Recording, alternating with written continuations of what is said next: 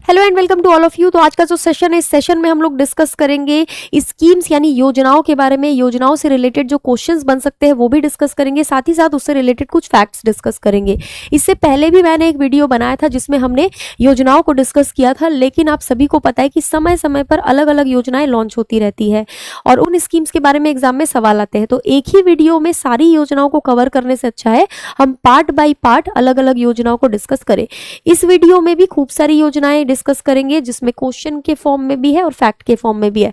तो फटाफट से स्टार्ट करते हैं। नई पुरानी योजनाओं को मिला करके सभी योजनाएं हम लोग कवर करने की कोशिश करेंगे। सबसे पहला सवाल है, वीबीजी रामजी 2025 और मनरेगा किस मंत्रालय के तहत कार्यान्वित किए जाते हैं? मनरेगा स्कीम के बारे में आप सभी को पता होगा, जिसके तहत भारत में 100 दिन का रोजगार आज तक दिया जाता था, लेकिन अब एक नई स्कीम के बारे में न्यूज में चल रहा है। यहाँ पर वीबीजी रामजी स्कीम जो है ये काफी ज्यादा चर्चा में है। तो वीबीजी रामजी स्कीम के बारे में ये भी कहना है कि भाई मनरेगा की जगह ये नया नाम सुझाया जा रहा है, यानी सुझाया गया है। ठीक है, यहाँ पर प्रावधान है 125 दिन के काम का। इसमें पूछा जा रहा है कि ये किस मंत्रालय के तहत कार्यान्वित किया जाता है। तो इसका आंसर क्या हो जाएगा? इसका आंसर हो जाएगा option number A, ministry of rural development. ठीक है, मिनिस्ट्री ऑफ रूरल डेवलपमेंट, ये ध्यान रखना है। मनरेगा के बारे में देखोगे तो यहाँ पर 100 दिन का काम और नया जो स्कीम है वीबीजी रामजी, इसके तहत 125 दिन का काम। काफी सारे डिफरेंसेस हैं दोनों के बीच में, लेकिन यहाँ पर एग्जाम पॉइंट ऑफ व्यू से जरूरी है, इसलिए अब आपको थोड़ा सा ध्यान रखना पड़ेगा। नेक्स्ट देखो, नेक्स्ट है राष्ट्रीय अनुसूचित जाति और अनुसूचित जनजाति हब यानी NSSH योजना किस संगठन के द्वारा कार्यान्वित करी जाती है? SIDBI, national small industries corporation limited यानी कि राष्ट्रीय लघु उद्योग निगम लिमिटेड, नाबार्ड या फिर नीति आयोग? इसका क्या आंसर हो जाएगा? तो क्वेश्चन और ऑप्शन देखकर हमको बहुत ही क्लियरली समझ में आ रहा है कि इसका आंसर हो जाएगा ऑप्शन नंबर बी।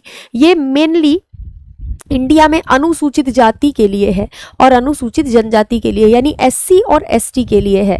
ठीक है, तो राष्ट्रीय अनुसूचित जाति और जनजाति हब योजना NSIC के द्वारा कार्यान्वित किया जाता है। इसके बारे में अगर थोड़ा सा हम लोग देखें तो उद्यमशीलता को भारत में बढ़ावा देने के लिए, यानी एंटरप्रेन्योरशिप को भारत में ज़्यादा बढ़ावा देने के लिए इसको लॉन्च किया गया था।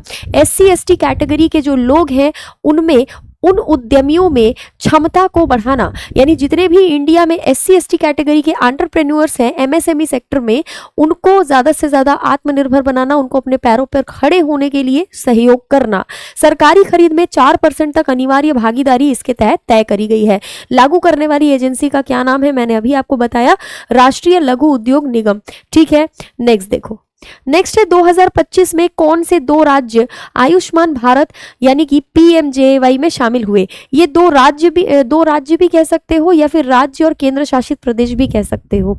ठीक है, यहाँ पर पंजाब हरियाणा नहीं होगा, गुजरात महाराष्ट्र नहीं होगा, केरला तमिलनाडु नहीं होगा। इसका आंसर हो जाएगा उड़ीसा और दिल्ली। दिल्ली केंद्र शासित प्रदेश है और उड़ीसा एक राज्य है। ठीक है, तो इन दोनों ने PMJAY में शामिल होने का फैसला करा और PMJAY के बारे में हम सभी को पता है कि ये बात हो रही है आयुष्मान भारत योजना की। ठीक है, आयुष्मान भारत योजना के तहत 5 लाख रुपए का जो कवर है वो दिया जाता है अगर कोई व्यक्ति टर्शरी या सेकेंडरी ट्रीटमेंट करवा रहा है तो, है ना। प्राइमरी इलाज में पैसा नहीं दिया जाता है। प्रति परिवार प्रति वर्ष 5 लाख रुपए। उड़ीसा और दिल्ली अभी अभी शामिल हुए हैं। साथ ही आयुष्मान वय वंदन के बारे में बात करें तो 70 साल से ज्यादा आयु के सभी नागरिकों के लिए मुफ्त इलाज यहाँ पर देखने को मिलता है। ठीक है, नेक्स्ट देखते हैं। नेक्स्ट है REPM scheme primarily aims to reduce India's dependence on imports of which of the following? REMP योजना का मुख्य उद्देश्य इनमें से किसके आयात पर भारत की निर्भरता को कम करना माना जा रहा है? Lithium battery, solar panel, rare earth permanent magnet या फिर सेमीकंडक्टर चिप? हम सभी को पता है कि इन सभी चीजों के लिए हमारी डिपेंडेंसी दूसरी कंट्रीज पर थोड़ी ज्यादा है, खास करके सेमीकंडक्टर चिप्स को लेकर। इंडिया में बहुत ज्यादा मैन्युफैक्चरिंग इसकी हो नहीं पाती है। अभी तो हम लोग नई नई यूनिट्स को डेवलप कर रहे हैं, नई नई यूनिट्स बना रहे हैं, लेकिन फिर भी इंडिया में सेमीकंडक्टर चिप्स जो है अभी तक बहुत ज्यादा मैन्युफैक्चरिंग मैन्युफैक्चर नहीं हो पा रहे हैं, हम लोग दूसरी कंट्री से ही इसको इंपोर्ट ज़्यादा करवा रहे हैं। उसी तरह रेयर अर्थ परमानेंट मैग्नेट्स को भी अगर आप देखोगे तो इसके लिए भी हम दूसरी कंट्रीज पर डिपेंड है, खास करके हम लोग चाइना वगैरह पर इस चीज़ के लिए डिपेंड है। तो भविष्य की तकनीक और आयात पर निर्भरता जो है वो हमको अब कम करना है, यानी दूसरी कंट्रीज से जो इंपोर्ट हम चीज़ों को करवा रहे हैं रेयर अर्थ परमानेंट मैग्नेट्स को लेकर के इंपोर्ट डिपेंडेंसी को अब हमें कम करना है। ऑब्जेक्टिव यही है कि चाइना से आयात को कम करना और आत्मनिर्भर बनना। इलेक्ट्रिक गाड़ियां जो है और पवन ऊर्जा जो है इसके लिए ये बहुत ज़्यादा ज़रूरी है, यानी कि एप्लीकेशन जो है crucial for EV Motors, wind turbine and aerospace. Australia और अर्जेंटीना के साथ खनिज समझौते भी हमने किए हुए हैं, ये भी आपको थोड़ा सा ध्यान रखना है। नेक्स्ट देखो, 2025 में संशोधित भारत नेट योजना को इस राज्य स्तर पर लागू करने वाला पहला राज्य कौन सा बना? Which state became the first to implement the amended Bharat net scheme state wide in 2025?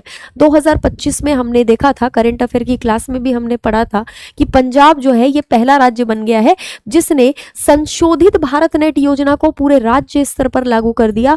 Bharat net योजना के तहत ब्रॉडबैंड कनेक्टिविटी बहुत शानदार तरीके से दी जाती है। सभी ग्राम पंचायतों को ब्रॉडबैंड से जोड़ने का पंजाब का जो ये लक्ष्य है ये सक्सेसफुल होता हुआ दिख रहा है। पंजाब पहला राज्य बन गया है। इससे ई शिक्षा और ई हेल्थ जैसी सेवाओं को भी ज्यादा से ज्यादा बढ़ावा मिलेगा।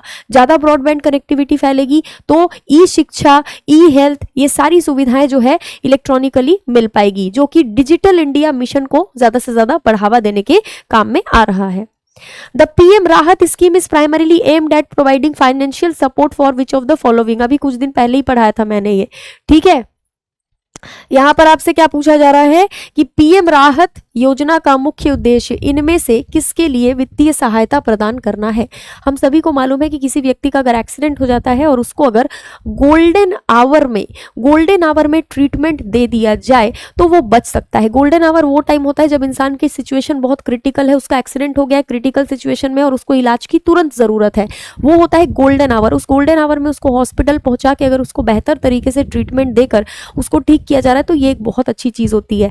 तो यहाँ पर cashless treatment for road accident victims during golden hour, PM राहत योजना के तहत कैशलेस ट्रीटमेंट दिया जाएगा जो एक्सीडेंट के विक्टिम्स होंगे उनको। लेकिन इसमें कुछ प्रावधान भी है। इसमें प्रावधान ये है कि फुल मेडिकल कवरेज तो दिया जाएगा लेकिन वो 7 दिनों के अंदर ही दिया जाएगा, यानी कि एक्सीडेंट के 7 दिनों के अंदर ही इसका फायदा लेना होगा। 1.5 लाख रुपए तक का जो कैशलेस ट्रीटमेंट है वो दिया जा सकता है। किसी भी विक्टिम को पैसे की कमी की वजह से ट्रीटमेंट नहीं देने का जो बहाना है वो अब डॉक्टर्स नहीं दे पाएंगे। यानी किसी भी हॉस्पिटल में अगर विक्टिम जा रहा है तो उसको ये नहीं कह सकते कि आपके पास पैसे नहीं है तो आपका इलाज नहीं हो पाएगा। इसी के लिए सरकार ने पीएम राहत योजना जो है वो चलाया है।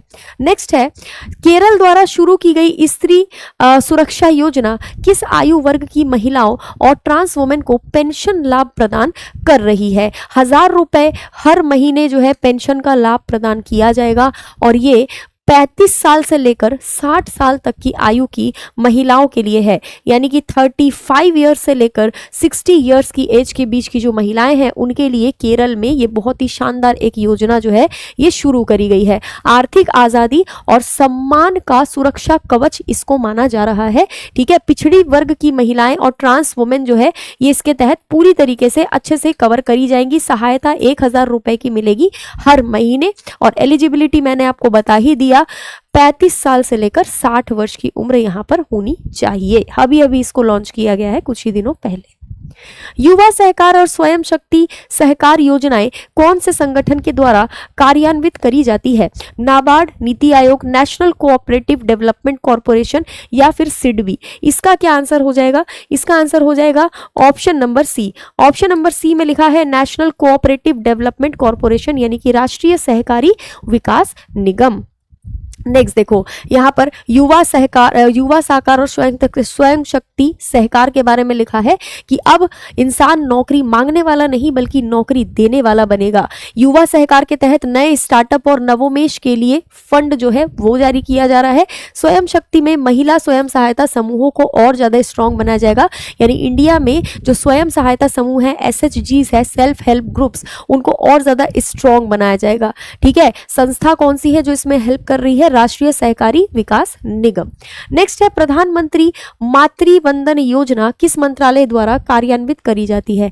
ये योजना काफी सालों से चली आ रही है, इसमें कुछ ना कुछ चेंजेस होते रहते हैं।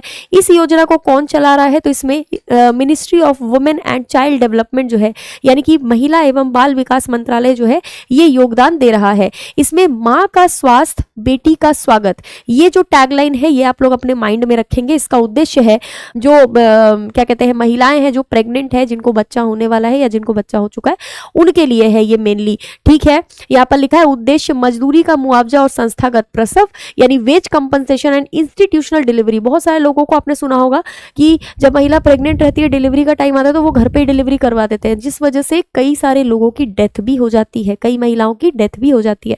इन्हीं प्रॉब्लम्स को खत्म करने के लिए ज्यादा से ज्यादा महिलाओं को प्रोत्साहित किया जा रहा है कि वो हॉस्पिटल में डिलीवरी करवाए, इंस्टीट्यूशनल डिलीवरी करवाए, साथ ही सरकार उनको सहायता भी दे रही है। ठीक है, तो यहाँ पर ध्यान रखेंगे आप लोग।